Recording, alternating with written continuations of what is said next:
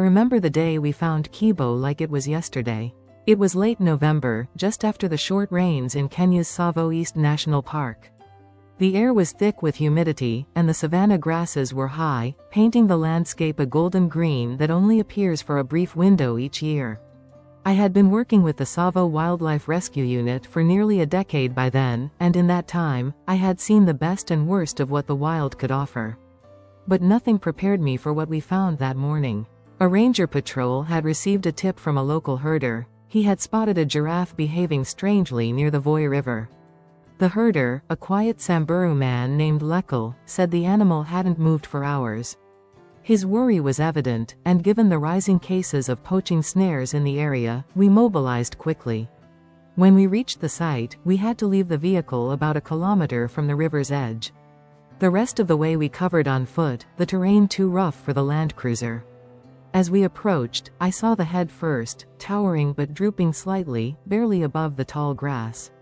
It was a young male giraffe, barely over 3 years old by my guess, and he was in bad shape.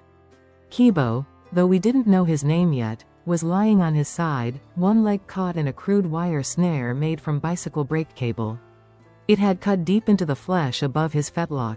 The wound was infected, the leg swollen nearly twice its size, and flies buzzed relentlessly around the injury. The animal was dehydrated, his eyes sunken, his breathing shallow. But even in that vulnerable position, there was something in his gaze, not quite fear, not quite resignation. It was as if he was waiting for something. We had to act fast. Giraffes are notoriously difficult to sedate and treat in the wild due to their size and physiological uniqueness. One miscalculation with the tranquilizer dosage could mean cardiac arrest or respiratory failure. I consulted with our team, 2 rangers and a vet technician, and we prepped the dart. The dart hit cleanly in the shoulder, and within 6 minutes, the giraffe was sedated and lying more stably on his side. We worked methodically. First, I used a wire cutter to remove the snare, which had embedded almost an inch into his flesh. Then came the flushing of the wound, removing necrotic tissue, and applying topical antibiotics. We administered IV fluids, systemic antibiotics, and pain relief while constantly monitoring his vitals. As I worked, I couldn't stop thinking about how young he was. Most likely, he'd been traveling with a herd when he wandered off or got separated. That's often how it happens. The juveniles explore too far and find themselves alone. That's when the traps get them. We tagged him temporarily and placed a GPS collar to monitor his movement after release. But even with treatment, we weren't confident he'd survive in the wild, not with the leg in such bad shape. We reversed the tranquilizer and watched anxiously as the effects wore off. He struggled to his feet, a shaky, uncertain process, and stood for a moment, confused and dazed. Then, slowly, he limped toward the acacia trees. That night, I barely slept. I kept going over the treatment plan in my head, wondering if I'd done enough, wondering if he'd managed to find water, stay with his herd, avoid predators. But the next morning, his GPS collar showed movement. Not far, just a few hundred meters, but it was something. Over the next week, I monitored his location obsessively. Rangers checked on him when they could. He was mostly stationary, clearly conserving energy, but still alive. On day 6, the collar stopped moving altogether. I feared the worst. We dispatched a team to investigate. When they found him, he was standing but not walking. The leg had worsened, and there was clear indication the infection had gone deeper than we initially thought. We had to bring him in, there was no other option. Transporting a giraffe is no small feat. We brought in a flatbed truck with a custom-made giraffe crate, padded and reinforced. It took us 2 days to tranquilize him again, hoist him safely with straps and pulleys, and begin the 10-hour journey to the Nairobi Wildlife Veterinary Unit. During the drive, I sat in the cab, monitoring his vitals via wireless telemetry. His heart rate remained stable, but he was stressed, no doubt. Every bump on the dirt road felt like an eternity. At one point, a pothole hit harder than expected, and I worried we'd compromised the IV line.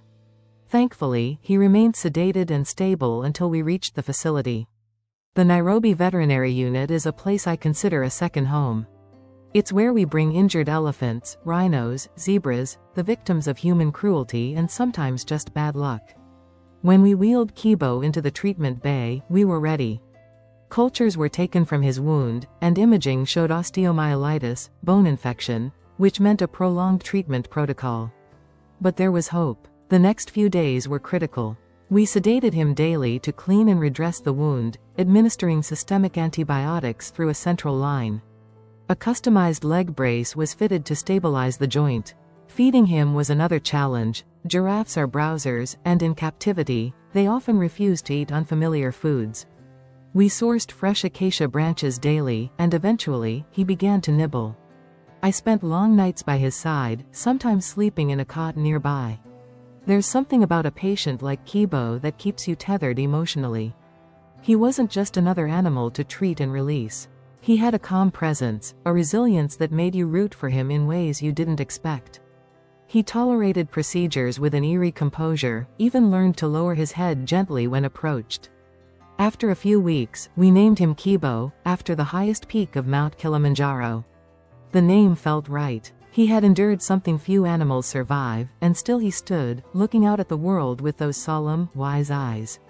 It took nearly 3 months of continuous care before we saw significant improvement. His appetite returned. The swelling in the leg reduced dramatically. Cultures came back negative. The infection was under control.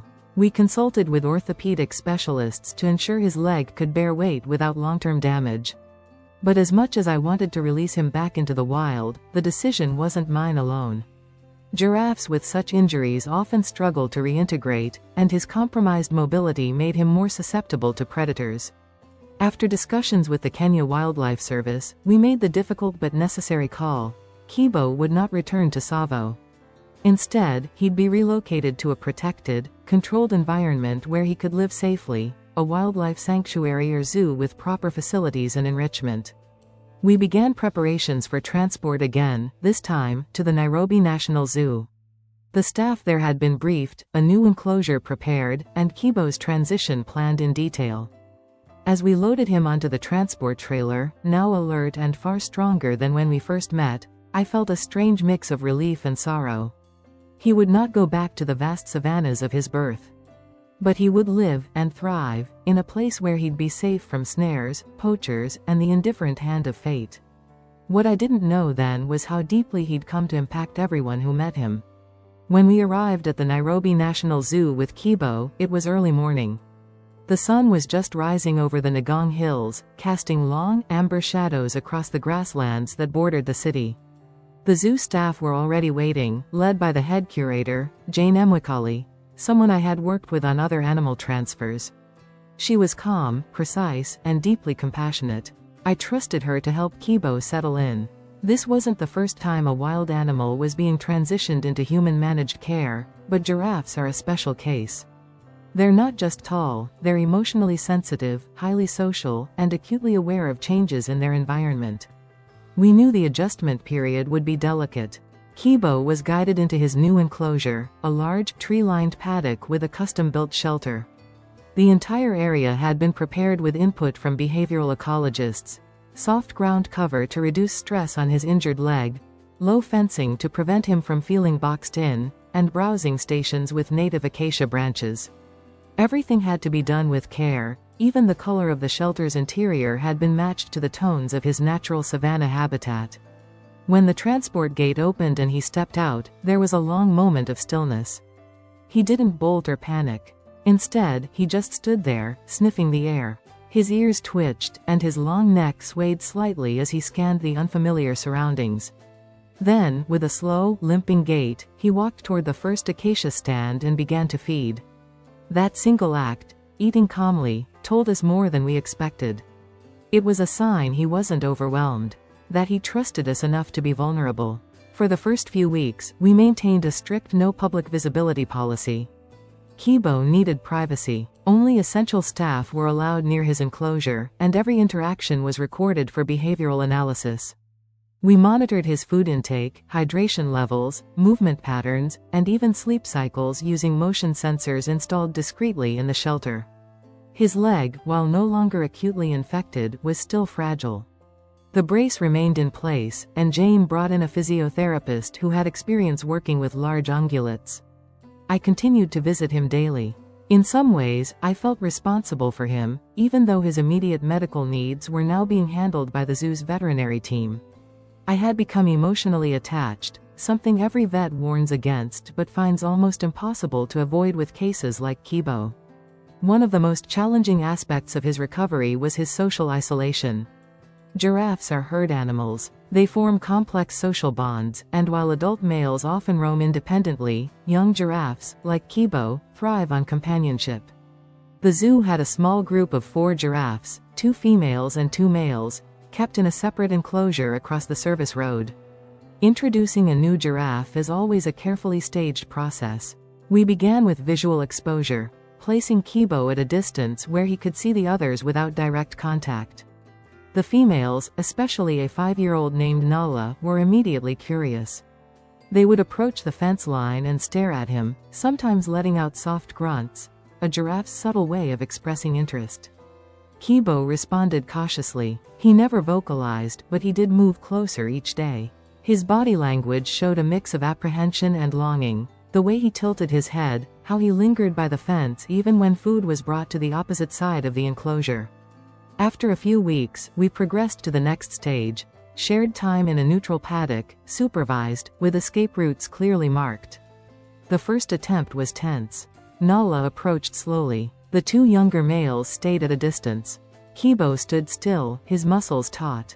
Then Nala extended her neck and sniffed his flank. He didn't move. That was all we needed to see.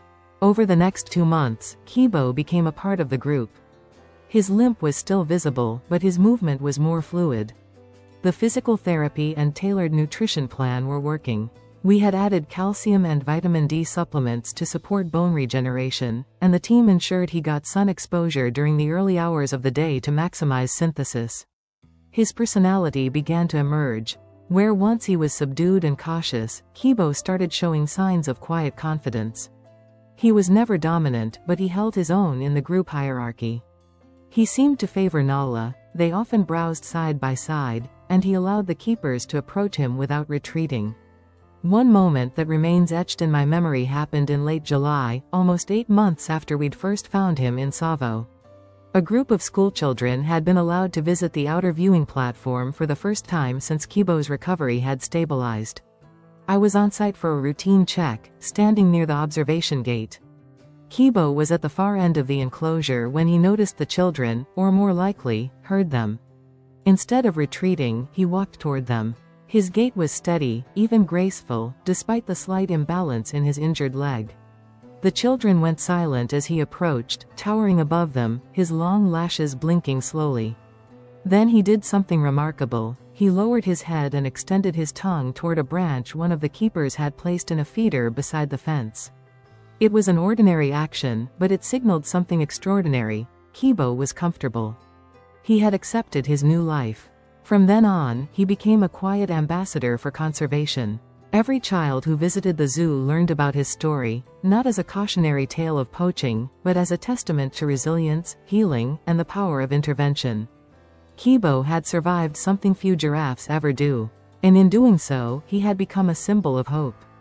The zoo partnered with a local conservation NGO to launch the Kibo Initiative, an education and outreach program that worked with rural communities near protected areas to raise awareness about the impacts of poaching and the importance of wildlife corridors. Some of the rangers who had helped rescue Kibo returned to speak to students. Even Lekal, the herder who first reported Kibo's plight, was invited to Nairobi to see the giraffe he had helped save. It was an emotional reunion.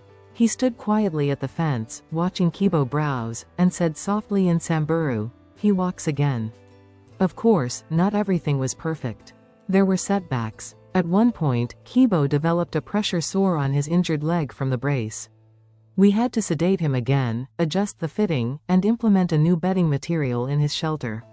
There were also behavioral challenges, occasional restlessness, vocalizations at night that we suspect were signs of psychological stress. But each time, the team responded with dedication, compassion, and expertise. By the end of that year, Kibo was fully integrated into the giraffe herd. He no longer required daily vet visits, only monthly checks. His brace had been removed permanently. And though he would always walk with a slight limp, it no longer hindered his mobility. One evening, as I was preparing to leave the zoo after a long day of consultations, I stopped by his enclosure. The sun was setting, casting long shadows across the paddock. Kibo stood near the far edge, silhouetted against the orange sky, Nala beside him. It struck me then how far he had come, not just in distance, from Tsavo to Nairobi, but in life. From a trap in the wild to the safety of sanctuary. From a silent, injured calf to a towering, confident giraffe with a name known by thousands. I didn't know if he remembered me. Animals don't show gratitude the way we expect them to. But as I stood by the fence, he turned and looked in my direction. Just for a moment. Then he turned back to the trees. That was enough. But Kibo's story doesn't end there. What happened in the months that followed would change everything, for him, for us, and for the future of giraffe conservation in Kenya. By early the next year, Kibo had become more than just another resident of the Nairobi National Zoo. He was part of the institution's identity, a living emblem of survival, and increasingly, a key figure in national conservation awareness campaigns. For many Kenyans, especially school-aged children, he represented the reality of human-wildlife conflict and what could be done when people cared enough to act. I hadn't expected his story to grow this large. But I suppose I shouldn't have been surprised. Kibo's journey, from a remote trap in Tsavo to recovery in Nairobi, was being told and retold, on radio, in newspapers, and in community meetings across the country. His name had power now. And soon, that power began to shape something far greater than any of us had imagined. In March, just over a year since his rescue, Kibo became the centerpiece of a public campaign jointly organized by the Kenya Wildlife Service, KWS, the Ministry of Tourism, and several local NGOs. The campaign was called, Walk Free, End the Snares. Its purpose was simple: to raise awareness about the devastating impact of wire snares and illegal poaching equipment left behind by bush meat hunters and poachers, particularly in areas bordering national parks. Kibo was not only the face of the campaign, he was its reason. We began traveling to rural schools and towns around Tsavo, Narok, Laikipia, and Samburu, the very regions where incidents like Kibo's happened frequently. We showed photos of his injuries and documented each stage of his recovery. At first, the children would stare in silence. Then came the questions. Was he in pain? Why do people set traps? What happens if you find an animal too late? We didn't sugarcoat the truth. We explained the risks, the trauma, and the heartbreak. But we also shared hope, because Kibo had survived. And that meant others could too. One key part of the campaign involved engaging local herders, many of whom had never stepped inside a zoo or seen a giraffe up close. In the bush, giraffes are common, but they're not often considered significant beyond their presence. Kibo's story helped change that perspective. When they saw the photographic evidence of his injury and then saw footage of him walking again, some of them became visibly emotional. Lekel, the herder who first reported Kibo, joined several of these outreach efforts. His voice carried weight in the communities. One afternoon, during a gathering in a Samburu village near Archer's Post, he stood before a group of young warriors and said simply, "We can still live with the wild. But we must stop leaving death behind us." And change was happening. In areas where the Walk Free campaign reached, community members began voluntarily dismantling old snares. Children began reporting injured wildlife to local conservancies and KWS officers. And for the first time in years, we saw a small but measurable drop in the number of snare-related injuries reported by the Tsavo Wildlife Rescue Unit. But amid the successes, there was also a sobering truth. Kibo's injury had permanently altered the way he moved, and while he had adapted well within the zoo, the damage to the bone structure in his right rear leg continued to limit certain physical behaviors. We noticed that during the rainy season, he moved less, likely due to joint discomfort. Our veterinary team began a long-term palliative management plan, pain relievers, physical therapy sessions with passive stretching, and regular joint health monitoring. His quality of life remained high, but we knew he would always live with a degree of discomfort. Despite that, his behavior was remarkably stable. Giraffes in captivity can sometimes develop stereotypic behaviors, repetitive pacing, head tossing, or isolation, but Kibo never did. In fact, he remained one of the most socially balanced animals in the herd.